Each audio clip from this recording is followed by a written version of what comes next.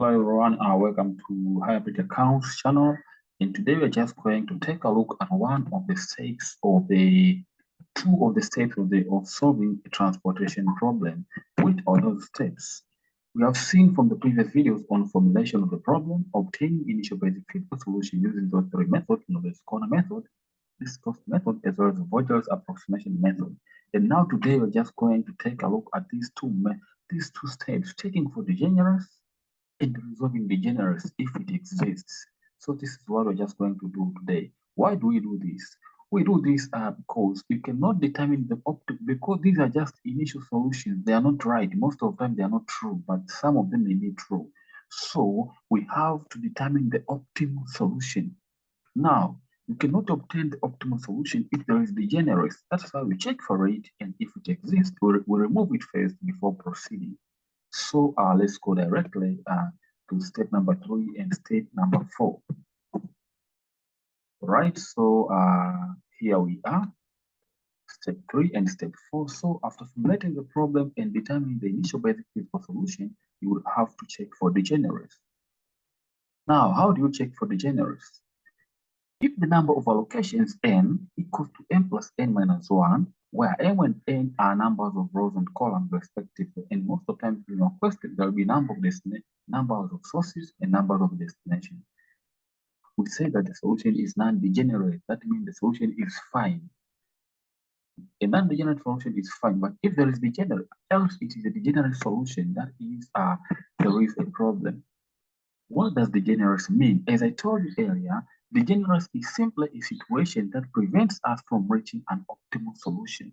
So degeneracy prevents us from reaching an optimal solution. You will never get the optimal solution if there is degeneracy. So if the number of allocations is not equal to m plus n minus 1, usually which will be lower, degeneracy exists, and so you have to go to step 4 to resolve it. Now, before going to see how to resolve it, I'll just try to take you so that you see whether there is degeneracy or not. Let's just look above here a bit. Now, to get the real picture here, I refer to one example. As I told you, you should have obtained the initial basic physical solution. I use the Vogel's approximation method to obtain the initial basic physical solution, which you see in this table here. Now, from this table, there are 3 sources, 1, 2, and 3, and there are 4 destinations, 1, 2, 3, and 4. So m equals to 3 and small n equals to 4. Now, let's go to the number of allocations. I made an allocation here, 1 allocation, the 2nd allocation, 3rd allocation, 4th allocation, 5th allocation, and the 5th allocation. Now you just have to compare those two to see whether there is degeneracy or not. So here is where we check them. N was 6, m equals to 3 number of rows, and number of columns equals to 4.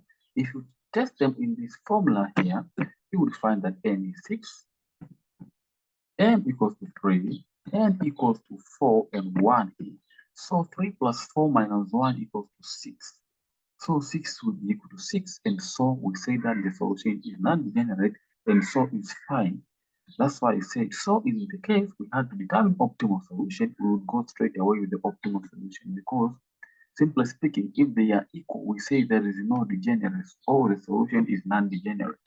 Otherwise, the solution would have had degeneracy, and so we would have to resolve degeneracy, right? Yeah. So step number 4 goes further on how to resolve degeneracy in case you find it in the solution of the initial basic. So this is what we do. But you have to note one thing here. Degeneracy can occur in that initial basic solution, but also it could occur subsequently during iteration. You know, when you are at first, you might find that the initial solution has no degeneracy.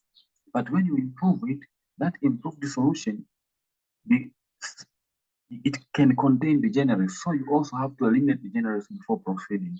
So you have to know that degeneracy will not necessarily occur at the initial solution only.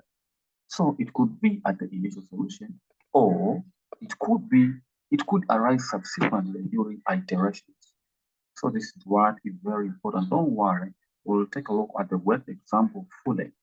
So how do I do to resolve degeneracy? It's something very easy. We just say that n was less than m plus n minus 1. So to make them equal, I just add, I just find some allocations, I just force the allocation so that they are equal. For example, take a look here. You can take a look here. This is 3 and this is therefore 3 plus 4 minus 1 equals to 6. Suppose these allocations were not 6. Suppose there are only 5 allocations. Let's say here, here's the second, the third, the fourth, and the fifth. Suppose there was nothing here. N, the capital N would be 5. So I would have to find somewhere else to force an allocation of which I would have assigned a 0 units because no units were transferred. So this is what we do. So our main focus is how do we choose the cell on which to assign that 0 units. That's our main point here. So just stay tuned. And here we are. So to resolve degeneracy, as I said, at the initial solution, it doesn't matter, not necessarily initial solution, it could be initial or subsequent. So this initial solution, you can just ignore this word initial, not necessarily initial. It could be initial, or it could be subsequent. Allocate a small positive quantity. That means you'll just find a cell and add something which is 0 units. So by saying a small positive quantity, E is just the quantity.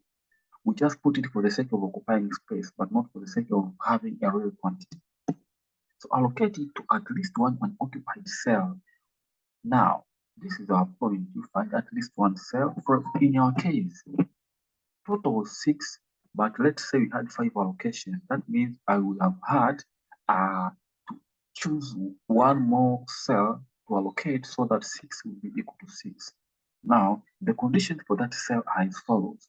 That cell should have the lowest transportation cost. This is the first point, but that transportation cost is not sufficient. That smallest transportation cost should be independent, should be of an independent position. So in case the cost is the lowest, but is not independent, you leave it, you go to the next to the next cost, which is more higher than it. You proceed until the cost is the lowest and it is independent. It is in the independent cell, I mean. So this is what I'm going to do. The cell chosen for allocating E must be of an independent position. What I mean by this? It should avoid a closed loop and should not have a path. This is what that cell should entail actually. So these are just examples now. What do we mean by independent allocation and non-independent allocation? Suppose that you allocated something here. This was just your solution before trying to resolve degeneracy, right? You had these 3 things. Now you have to take different places. For example, if you allocated here, you just try to take a look. Can I go around and come back here, or can I not do that? And the principles are, if you need to go out here and come back here, you need to move horizontally or vertically.